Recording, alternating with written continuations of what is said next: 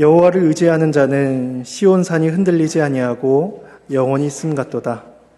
산들이 예루살렘을 두름과 같이 여호와께서 그의 백성을 지금부터 영원까지 두루시리로다.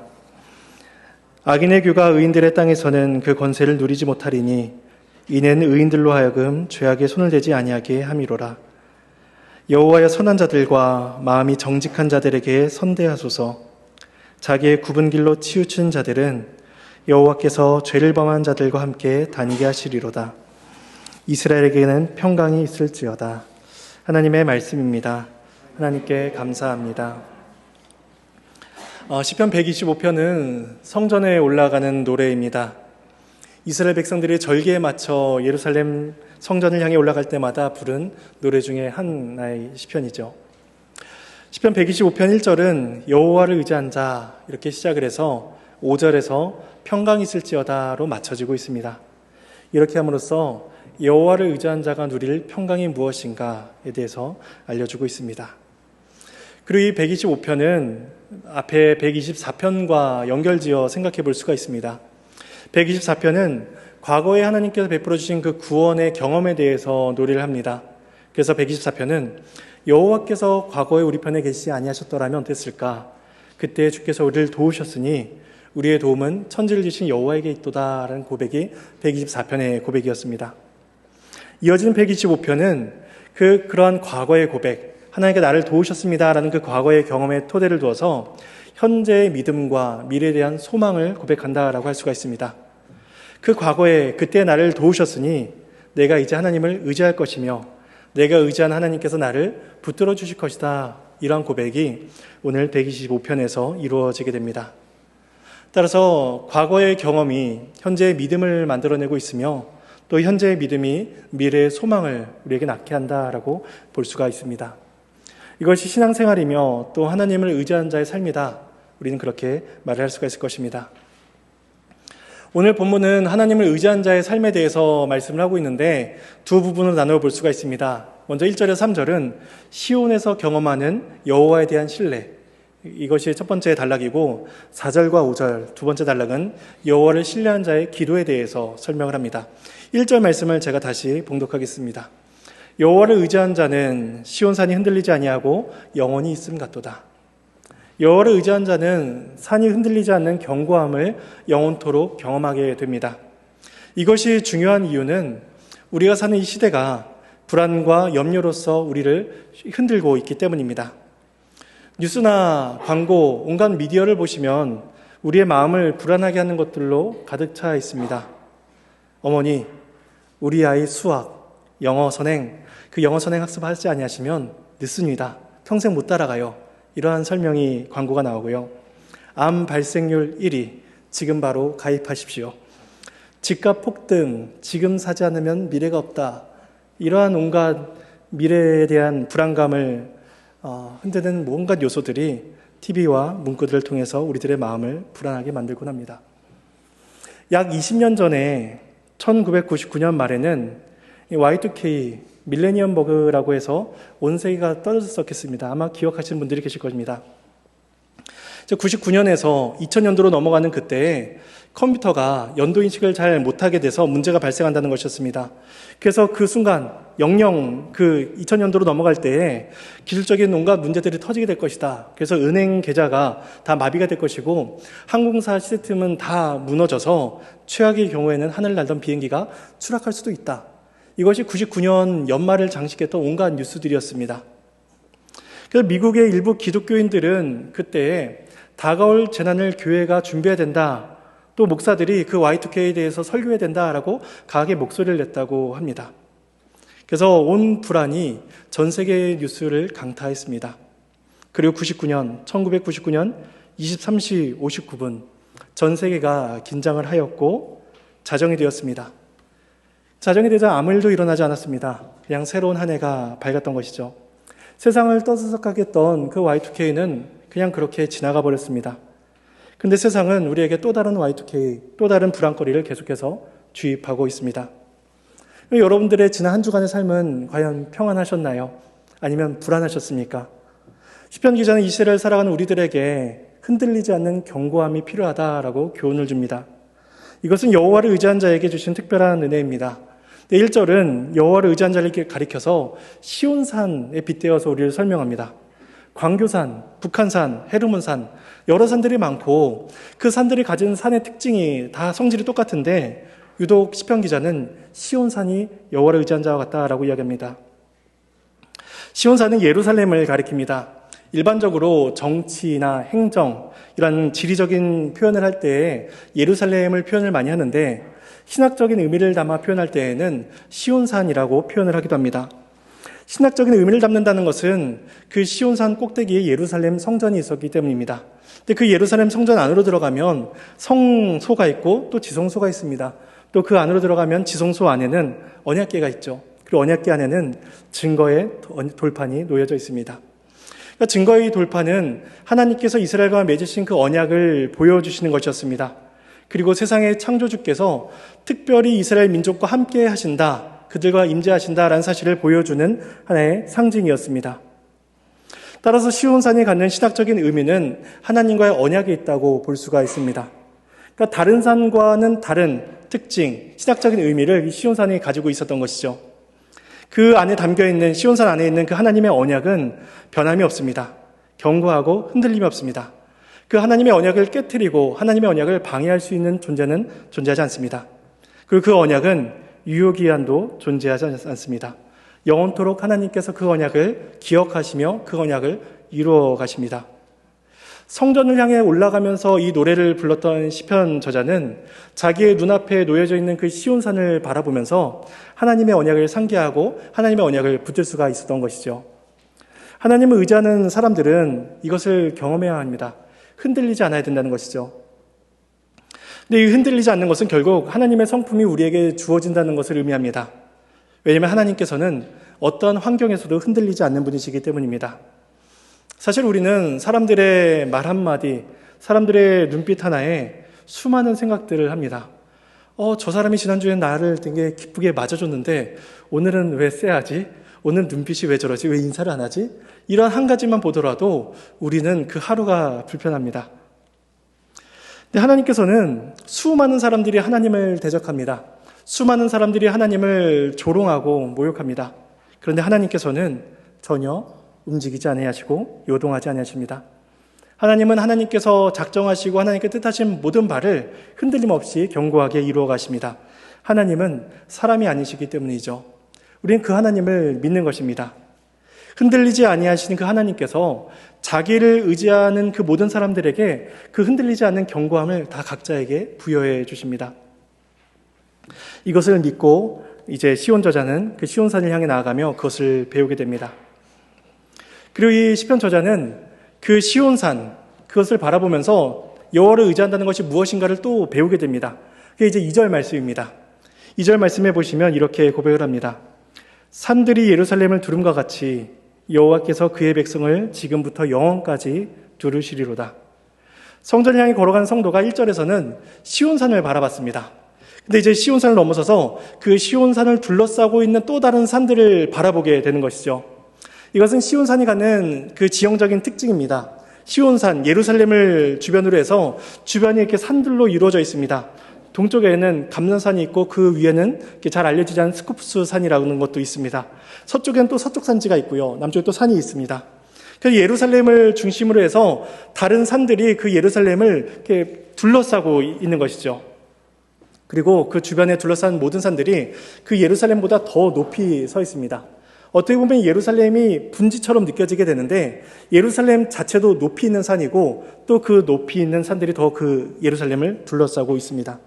마치 그 성곽이 그 예루살렘을 보호하고 있는 것처럼 그 견고한 산들이 예루살렘을 보호하고 있습니다. 그리고 그 산과 예루살렘 사이에는 계곡이 흘러가고 있습니다. 그래서 예루살렘 남쪽, 남서쪽에서 동쪽에 이르기까지는 골짜기가 이루어져 있죠. 그러니까 그 가파른 비탈길을 사람들이 쉽게 올라갈 수가 없습니다. 그러니까 예루살렘은 삼면이 산으로 둘러싸여 있고 골짜기가 되었기 때문에 예루살렘으로 올라올 수 있는 길은 한정적이었던 거죠. 그래서 그 예루살렘 위에 성을 쌓는다는 것은 천혜의 요새를 갖는 것과 같았습니다. 저자는 그거를 보면서 이 사실을 깨닫고 있는 것입니다. 하나님께서는 자기 백성을 이렇게 보호하시는구나. 하나님은 자기를 의지하는 백성들을 이렇게 산들이 예루살렘을 둘러싸듯이 그렇게 보호하시는 것을 깨닫게 됩니다. 이런 하나님의 보호하심을 잘 보여주는 성경적인 예가 있습니다. 그 열왕기하 6장에 나와 있는 사건인데 잘 아시는 내용입니다. 아람의 왕이 선지자 엘리사를 잡기 위해서 군사를 보냅니다. 그 엘리사가 있던 곳은 도단이라는 작은 성이었는데 크지 않은 성이었습니다. 그래서 아람 왕이 군사를 보내서 그 성을 둘러싸기에 충분한 곳이었습니다. 그것을 본 엘리사의 사환인 게하시가 그것을 보면서 이제 어찌하리까 라고 하면서 엘리사에게 탄식을 하는 모습이 열왕기하 6장에 나옵니다. 그때 하나님께서 그 사안의 눈을 열어주셔서 불말과 불병거가 엘리사를 두르고 있다는 것을 보여주십니다. 근데 엘리사를 두르고 계시는데 불말과 불병거가 그 엘리사를 두르다라는 이 히브리어 단어가 오늘 본문 2절에 두르시리로다라는 것과 동일한 단어입니다. 이 단어 두르다라는 이 단어는 이게 빠짐없이 빽빽하게 주위를 다 빈틈없이 둘러싸고 있는 것을 보여줍니다. 그러니까 하나님의 완전하신 보호하심을 표현해 주는 것이죠. 그러니까 하나님께서 불말과 불병거를 통하여서 엘리야사를 보호하시듯이 그렇게 예루살렘을 보호하고 계시며 또한 자기 백성을 보호하신다라는 사실을 보여주십니다. 엘리사는 이것을 알았던 사람이고 게하시는 이것을 깨닫지 못했던 사람인 것이죠. 우리들의 신앙생활은 자기 암시가 아닙니다. 만약에 자기 암시라고 한다면 하나님께 도와주실 거야 라고 자기를 그렇게 계속해서 최면을 걸면 됩니다. 네, 신앙생활은 자기 스스로 되뇌이는 그런 자기 암시가 아니라 신앙은 하나님을 아는 것입니다. 그리고 내 자신을 아는 것이죠. 내가 의지하는 분, 그분이 얼마나 힘이 있고 능력이 있는지를 아는 것에서 신앙생활을 시작합니다. 또한 그분이 언제나 우리를 향해서 호의와 선을 베푸신다라는 사실을 우리가 알고 그것이 가능할 때 그분을 의지할 수가 있습니다. 만약에 그분께서 기분에 따라 그분의 컨디션에 따라 우리를 도와주셨다가 도와주지 않는다면 우리는 그 하나님을 결코 의지할 수가 없을 것입니다. 그런데 하나님은 그렇지 아니하십니다. 하나님은 능력이 있으시고 하나님은 언제나 신실하십니다. 하나님은 언제나 긍휼을 베풀고 계시고 언제나 우리를 향해서 선을 베푸십니다. 우리가 죄를 짓고 돌아가도 하나님은 선을 베푸십니다. 하나님은 변함이 없으신 분이시죠. 이것이 하나님을 아는 지식입니다. 또한 우리가 하나님을 의지하기 위해서는 나 자신을 알아야 됩니다. 내가 얼마나 부족한지, 내가 얼마나 무능력하며 의지가 박약한지를 우리는 알아야 됩니다. 그러나 죄 아래 살아가는 우리들의 모든 본성은 우리 자신을 부풀려 생각하는 경향이 있습니다. 우리가 꽤 괜찮은 사람처럼 우리는 생각합니다. 하나님 없이도 살아갈 수 있는 충분한 능력을 가지고 있고 하나님 외에 다른 어떤 것들에서 삶의 의미를 발견할 수 있는 그런 존재다라고 우리는 생각합니다. 근데 성경은 이런 우리들의 상태를 가리켜서 한마디로 정의합니다. 교만이라고 이야기하죠. 교만한 자는 하나님을 의지하지 않습니다. 하나님을 의지해야 될 필요성을 느끼지 않는 것이죠. 그러니까 우리가 우리 자신을 볼 때 내가 하나님을 의지하고 있나, 내가 하나님을 의지하지 않는가, 이것을 통해서 내 신앙생활을 우리는 체크할 수가 있는 것이죠. 우리 주변을 보면 많은 사람들이 굉장히 부지런히 살아가고 또 성실하게 살아간다는 것을 우리는 보게 됩니다. 직장 생활하시는 분들의 경우에 출근 전에 새벽에 일어나서 학원을 다니고 자격증을 따시는 분들이 있습니다. 또 퇴근 후에 그렇게 학원을 다니시는 분들도 많죠. 배움을 좋아하는 분들이 있지만 되게 많은 경우에 불안하기 때문에 성실히 살려고 노력을 합니다. 열심히 살아야 남들보다 뒤처지지 않는 것 같고 더 열심히 살아야 지금보다 안정적인 직업을 가질 수 있으며 또 열심히 살아야 지금보다 더 많은 돈을 벌어 평안을 누릴 수 있다라고 생각합니다. 결국 사람들이 부지런히 살아야 되는 이유는 마음속에 불안감을 가지고 있기 때문입니다. 내 염려를 없애기 위해서, 내 삶의 불안감을 없애기 위해서 우리는 열심히 살아갑니다. 근데 그러한 모든 열심은 결국엔 또 다른 불안을 낳을 뿐이죠. 우리는 내가 이 땅을 살아갈 능력이 없다라는 사실을, 내가 내 삶을 책임질 능력이 없다라는 사실을 우리는 절실하게 깨달아야만 합니다. 그리고 또한 구원받을 공로가 없다라는 사실을 깨달을 때에 우린 내가 아니라 외부로부터의 구원자이신 하나님을 찾게 됩니다. 우리 하나님을 의지해야 되는 이유는 이 세상은 악인들이 권세를 쥐고 의인들을 괴롭게 하기 때문입니다. 3절에 이렇게 말씀을 합니다. 악인의 규가 의인들의 땅에서는 그 권세를 누리지 못하리니 이렇게 시작을 합니다. 이 악인의 규는 왕의 통치권을 상징하는 그 홀, 지팡이를 표현합니다. 악인이 이 땅에서 권세를 가지고 있는 것이죠. 성경은 악인이 규를 가지고 있다는 사실을 부정하지 않습니다. 분명히 악인들은 규를 가지고 있고 더 많은 악인들이 세상에서 권세를 가지고 살아갑니다. 악인들은 그 권세를 취하기 위해서 온갖 방법들을 동원합니다. 권모술수와 강탈, 속임수, 돈과 권력, 모든 방법들을 사용할 수만 있다면 사용을 합니다. 실제로 우리 주변에 그런 사람들이 있는 경우를 경험하게 되죠. 우리 주변에 그런 사람과 그렇게 살지 않는 사람이 있다면 어떤 사람들이 더 출세를 빨리 하나요? 보통은 전자의 사람들이, 그렇게 악인들이 더 빨리 출세를 합니다. 하나님을 의지하지 않는 사람들은 변화되는 현실에 즉각적으로 반응합니다. 자신이 굳게 붙들 기준이 없기 때문에 세상의 반응에 따라서 즉각적으로 변화하고 반응하는 것이죠. 그런 사람들을 보면 괜찮으신가요? 온갖 방법들을 동원해서 성공하고 쭉쭉쭉 인생의 그 성공가들을 걸어가는 사람들을 보면은 마음이 평안하신가요? 당신은 당신의 길을 가십시오. 나는 성도의 길을 가겠습니다. 묵묵히 걸어가실 수가 있으신가요? 우리는 그렇지 못합니다. 우리는 길게 대기줄을 이렇게 서 있다가도 누군가가 내 앞을 새치기를 하면은 마음이 불편하죠. 정의감이 불타는 사람은 당신 왜 새치기 하세요? 뒤로 가세요. 라고 할 것이고 저같이 말 못하는 사람은 그냥 뒤에서 마음 불편이 이렇게 있을 겁니다. 우리는 그 악인들이 흥하는 것에 마음이 결코 편안하지가 않습니다. 근데 악인들은 그렇게 자신의 삶을 살아갑니다. 성경은 시편은 특별히 이런 내용들을 많이 담고 있습니다. 악인들이 평안하다는 거죠. 저렇게 죄를 지어도 그들은 이 땅에서 결코 어려움을 겪지 않고 죽을 때에도 평안히 눈을 감으니 우리들은 언제까지 이렇게 살아야 됩니까? 이것이 시편의 고백들입니다. 탄식 시이죠. 근데 이런 성도의 탄식 앞에 본문 3절이 우리에게 답을 주고 있습니다. 악인의 규가 의인들의 땅에서는 그 권세를 누리지 못한다는 것입니다. 의인들의 땅이라고 이야기할 때 이 땅은 기업을 의미합니다. 하나님께서 이스라엘 각 지파에게 그 땅을 기업으로 분배해 주셨습니다. 이 기업은 하나님 나라의 상속권을 소유받았다라는 것을 보여주는 것이죠. 그 땅을 내가 가지고 있다라는 것은 내가 하나님의 백성입니다. 그것을 보여주는 표와 같았습니다. 반대로 그 땅을 소유하지 못한다라는 것은 하나님의 나라에서 끊어지는 것과 같았던 것이죠. 그런데 이스라엘 백성들이 그 땅을 빼앗기고 포로로 끌려가는 일이 발생했습니다. 그들의 죄 때문에 그러한 일이 발생했던 것이죠. 그러니까 죄는 굉장히 놀라울 만한 힘을 가지고 있다는 걸 우리는 보게 됩니다.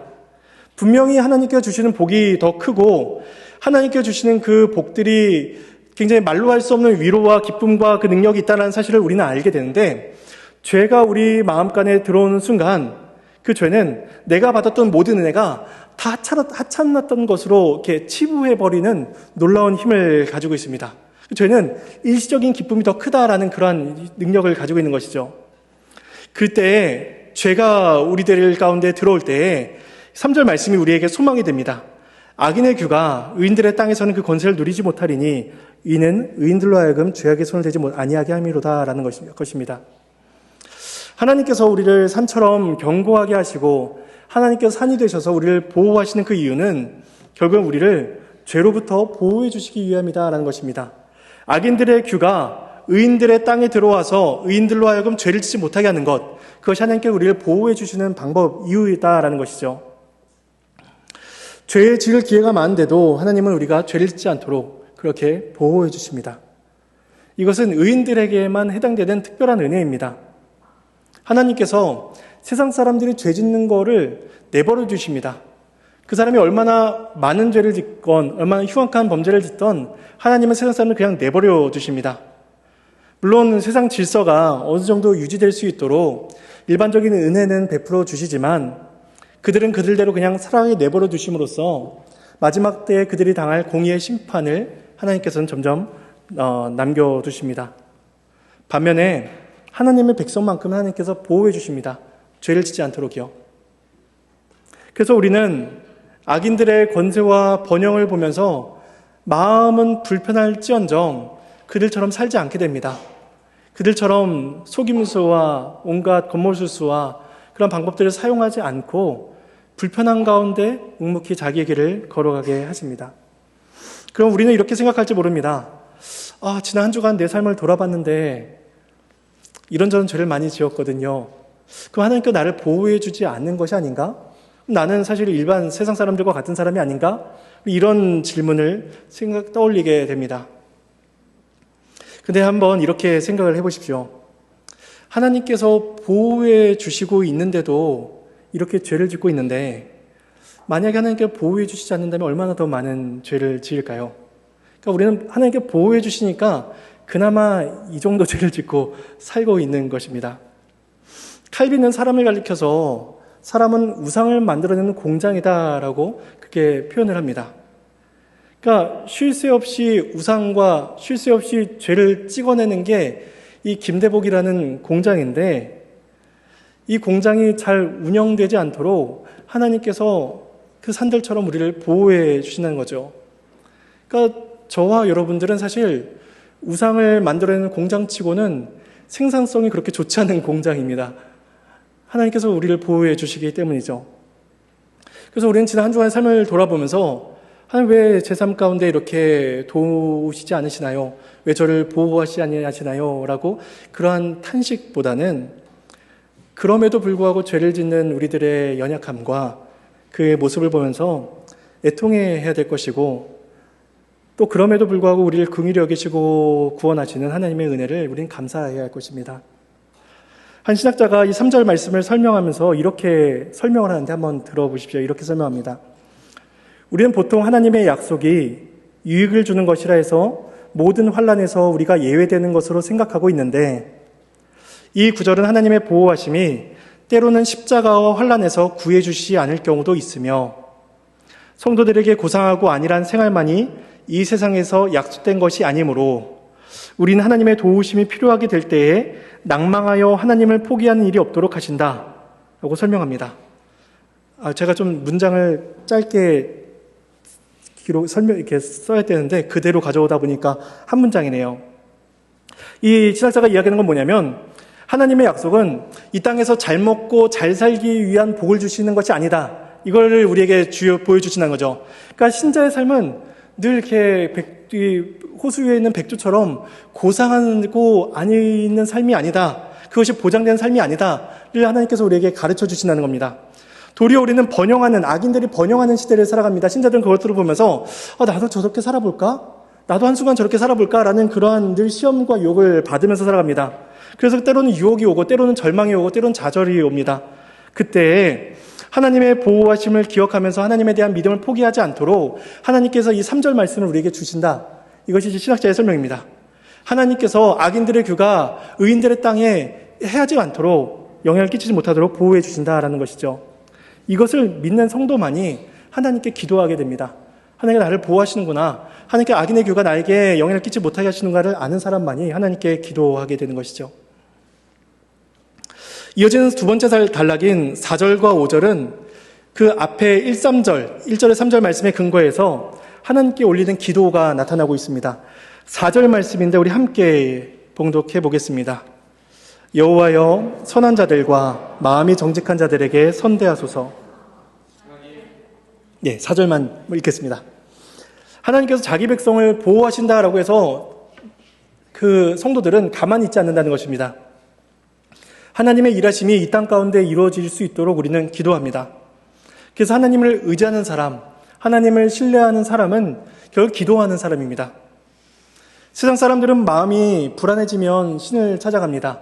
마음의 도피처를 찾아가는 것이죠. 하지만 성도는 불안하다고 해서 기도하는 것이 아니라 하나님을 의지하기 때문에 기도합니다. 만약에 불안해서 기도하는 사람이 있다면 그 불안 요소가 사라질 때 기도할 이유를 찾지 못하게 됩니다. 하지만 성도는 기도하기를 선한 자들과 마음이 정직한 자들을 위해서 기도하게 됩니다. 이때 정직하다라는 것은 마음이 곧고 평평한 걸 이야기합니다. 이거는 결국 하나님을 향해서 마음이 곧고 평평한 상태를 의미하는 것이죠. 그러니까 오직 하나님만을 바라보면서 살아가는 사람, 그 사람이 정직한 사람이다 라고 이야기할 수가 있습니다. 시편 저자는 하나님께서 그러한 사람들을 선대해 주시기를 구합니다. 신실하신 하나님께서 의로운 자들, 의인들, 성도들, 이런 사람들에게 복을 내려주시기를 구하고 있는 것이죠. 사도 바울은 고린도전서 15장 57절, 58절에서 이렇게 말씀을 합니다. 화면을 보시면 말씀이 띄어져 있는데 함께 읽어보겠습니다. 우리 주 예수 그리스도로 말미암아 우리에게 승리를 주시는 하나님께 감사하노니 그러므로 내 사랑하는 형제들아 견실하며 흔들리지 말고 항상 주의 일에 더욱 힘쓰는 자들이 되라. 이는 너희 수고가 주 안에서 헛되지 않은 줄 알미라. 사도 바울은 이야기하기를 종말의 때를 살아가는 우리들에게 하나님께서 승리를 주신다라고 약속을 선언합니다. 우리는 승리를 이미 약속받고 걸어가는 사람들입니다. 그래서 바울은 승리가 있기 때문에 견실하고 승리가 있기 때문에 흔들리지 말고 주의 앞에 더욱 힘써야 된다라고 이야기합니다. 그렇게 힘쓰면서 살아갈 때 우리의 수고가 주 안에서 헛되지 않는다라고 이야기합니다. 우리들의 삶을 돌아보면 늘 일상이 반복되는 듯한 삶을 살아갑니다. 하루를 돌아보면 내가 하루 동안 뭐 했지를 이렇게 생각하며 굉장한 후회와 약간의 자괴감 가운데 이렇게 돌아가는 경우가 저는 많습니다. 그런 일상의 반복들, 그런 수고로움 속에서 우리가 어떻게 살아가야 되는가? 사도 바울과 이 시편의 저자가 우리들에게 답을 줍니다. 그럼에도 견실하며 흔들리지 말고 항상 주의 일에 힘쓰라는 것이죠. 그렇게 할 때 하나님께서 너희 수고가 주 안에서 헛되지 않게 하신다라고 말씀하십니다. 우리가 보기에는 우리의 수고가 헛되며 아무 유익이 없어 보이는 듯 하지만 하나님께서는 각 사람이 각 자리와 각 직장에서 생활해서 하는 모든 수고를 하나님께서는 다 받아주신다는 것입니다. 그것은 하나님께서 우리를 선대해 주시기 때문입니다. 우리는 그리스도인으로 살고자 하는 모든 애씀, 헌신, 노력, 분투, 모든 것들 가운데 하나님께서 복 주시기를 구해야만 합니다. 그래서 신자의 기도는 우리 자기 자신에게 국한되지가 않습니다. 신자는 내 자신을 위해서만 기도하는 것이 아니라 오늘 말씀해 본 것처럼 신자를 위해서 기도합니다. 의인을 위해서, 정직한 자들을 위해서 기도합니다. 그리고 시온을 향해서 혼자 걸어갔을까요? 시온을 향해서 같이 걸어가죠. 같이 걸어가는 사람들, 시온을 향해 걸어가는 그 지체들을 위해서 기도합니다. 마음과 시선이 하나님만을 향해 있는 정직한 사람들을 위해서 우리는 기도합니다. 이런 기도를 통해서 교회가 견고해지는 것입니다. 이 땅의 교회가 흔들리지 않고 연약해지지 않기 위해서는 성도 개개인이 하나님의 은혜를 구할 때 비로소 가능해집니다. 물론 목회자의 신학적인 지식과 그 건강함이 그 중요한 부분이긴 하지만 그럼에도 불구하고 우리가 이 시온을 향해 걸어가는 사람들을 위해서, 지체들을 위해서 기도하지 않는다면 그 견고함은 이내 곧 무너져 버리게 말 것입니다. 우리 나그네 교회도 동일한 것이죠. 우리도 하나님께 기도하고 하나님의 도우심을 구해야 됩니다. 그래서 하나님은 하나님을 의지한 자에게 견고한 은혜를, 견고한 띠를 베풀어 주십니다. 그래서 저에게 견고한 은혜를 주시고 제 옆에 있는 분에게 또 옆에 있는 지체들에게 다 견고한 은혜를 베풀어 주십니다. 그렇게 해서 한 지체가 견고한 띠로서 묶여지게 되는 것이죠. 그래서 이 교회가 얼마나 건강해질 수 있는가, 얼마나 견고해질 수 있는가, 이것은 어떻게 보면 우리들의 성도들의 기도에 달려있다라고도 할 수가 있을 것입니다. 5절 말씀에 이렇게 말씀합니다. 자기의 굽은 길로 치우치는 자들은 여호와께서 죄를 범한 자들과 함께 다니게 하시리로다. 이스라엘에게는 평강이 있을지어다. 4절에서 의인을 위해서 기도한 이 시편의 저자는 5절 상반절에서 이제 악인을 향한 기도를 하게 됩니다. 하나님께서 악인에게 합당한 봉을 내려주시옵소서 기도하는 것이죠. 악인은 의인과는 달리 굽은 길로 치우치는 자들입니다. 이 굽은 길은 앞에 4절에서 나왔던 정직한 자의 길과 대비가 되는 길입니다. 정직한 자는 곱고 평탄한 길, 하나님만을 바라보면서 나아갔다면 굽은 길은 굽이굽이 돌아가는 길이며 하나님만을 바라보지 않는 자세를 설명합니다. 이 굽은 길은 죄의 길인 것이죠. 이 죄의 길은 결국 우리들의 모든 사람들의 길이었습니다. 우리도 다 이 굽은 길을 걸어가던 사람들이었던 것이죠. 시편 기자는 그래서 그 길을 가리켜서 자기의 굽은 길이다라고 설명을 합니다. 자기의 굽은 길로 치우치는 자들, 이렇게 말함으로써 굽은 길로 치우치는 이유가 다 각 사람 개개인에게 있다고 설명합니다. 자기 자신에게 나오는 생각, 정욕, 이것들을 쫓기 때문에 구분기를 가를 수밖에 없는 것이죠. 의인들은 하나님을 향해 마음과 생각이 굳게 뻗쳐 있기 때문에 죄의 길로 나아가지 않습니다. 하나님께서 악인들에게 내리시는 벌은 죄를 범한 자들과 함께 다니게 하시는 것, 이것이 하나님의 벌입니다. 그러니까 우리가 악인들을 위해서 저주의 기도를 한다고 해서 우리들의 저주의 기도가 효력을 발하는 게 아니라 악인들은 그 악에 더욱더 빠지게 하시는 것이 하나님의 보응의 원리라는 것이죠. 악인은 악인을 만나게 하십니다. 악인이 선한 사람을 보면서 그의 선한 행위를 보고 배우고 깨달아서 나도 저 사람처럼 살아야지, 그런 경우는 거의 드뭅니다. 왜냐하면 악인은 선한 사람을 알아보지 못하고 악인은 선한 사람과 함께하는 것을 즐겨하지 않습니다. 로마서 1장 28절 이하에서 이렇게 말씀을 합니다. 한번 화면에 보시면 1장 28절부터 32절까지 말씀이 있는데, 먼저 28절에 이렇게 이야기합니다. 또한 그들이 마음에 하나님 두기를 싫어하며 하나님께서 그들을 그 상실한 마음대로 내버려 주사 합당하지 못한 일을 하게 하셨으니 라고 이야기하고, 29절부터 31절까지 여러 가지 죄악들을 쭉 서술합니다. 그리고 32절에 보시면 그들이 이 같은 일을 행한 자는 사형에 처한다, 사형에 가당한다 라고 하고도, 하나님께 정하심을 알고도 자기들만 행할 뿐 아니라 또한 그런 일을 행한 자들을 옳다 하느니라 라고 이야기합니다. 그러니까 악인들의 특징은 자기들이 죄 짓는 것을 보고 잘한다 잘한다 잘한다라고 서로 격려한다는 것이죠. 이것이 악인들의 특징이고, 하나님께서는 그런 자들 그냥 내버려 두십니다. 이것이 하나님의 심판이, 하나님의 공의이십니다. 그래서 악인들이 권모술수를 쓰며 아무리 번영하더라도 우리는 그냥 그러려니 하는 것입니다. 왜냐하면 우리는 그들의 결과를 알고 있기 때문이죠. 그들은 그들 뜻대로 살아갈 뿐이고 우리는 여호와만을 의지하겠습니다. 이것이 시편 기자의 기도이자 고백인 것입니다.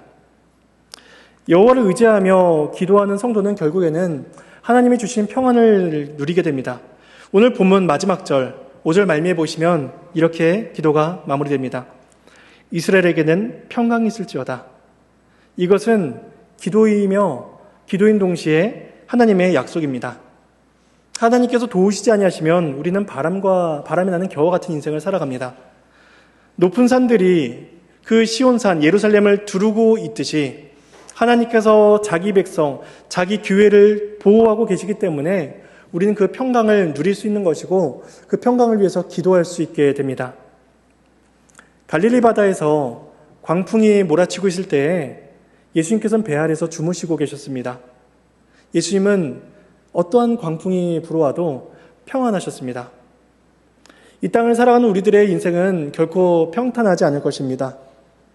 우리의 건강, 가족, 물질, 정신적인 부분까지 우리를 넘어뜨리기 위해서 세상의 온갖 광풍이 우리를 불안하게 만들 것입니다. 그럼에도 우리는 평강을 누릴 수가 있고 평강을 소원할 수가 있습니다.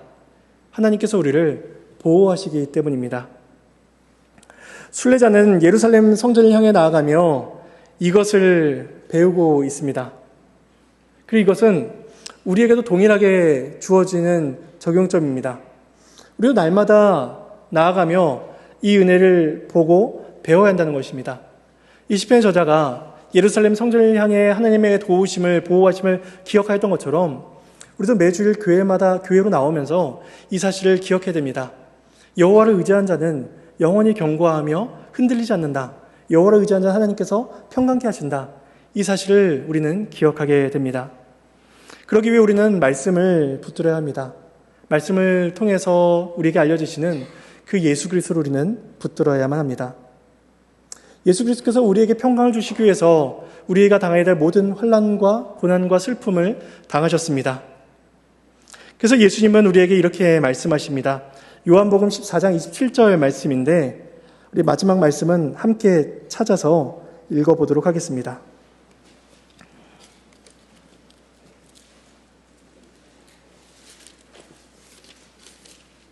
요한복음 14장 27절입니다. 신약성경 173페이지 있습니다. 네, 우리 함께 한 목소리로 읽겠습니다. 평안을 너희에게 끼치노니 곧 나의 평안을 너희에게 주노라. 내가 너희에게 주는 것은 세상이 주는 것과 같이 아니하니라. 너희는 마음에 근심하지도 말라. 두려워하지도 말라. 이것이 예수님께서 우리에게 주시는 평안의 약속입니다. 삼위일체 하나님을 의지하는 우리 모두에게 예수님께서 오늘도 우리에게 말씀하십니다. 평안을 너희에게 주노니 곧 나의 평안을 너희에게 주노라.